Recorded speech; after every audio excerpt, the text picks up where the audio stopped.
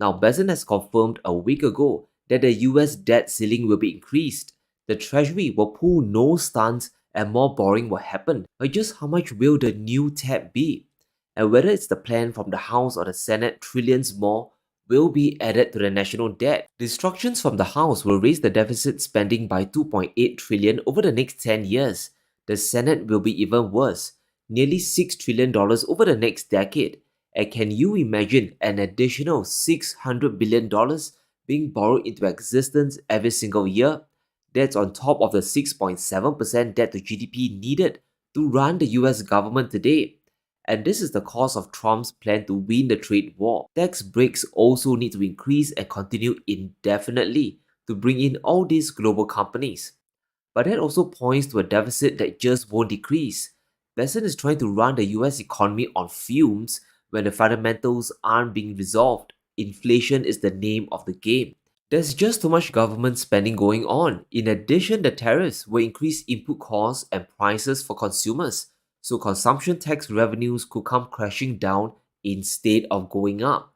Now, the White House seems to have forgotten the third door people can choose. They'll simply refuse to buy. And take the big beautiful bill for example. The numbers are simply ridiculous. In return for $4 trillion worth of additional debt, the US economy will grow, but at a pittance. GDP will rise by only 0.6% and nearly 800,000 jobs will be added.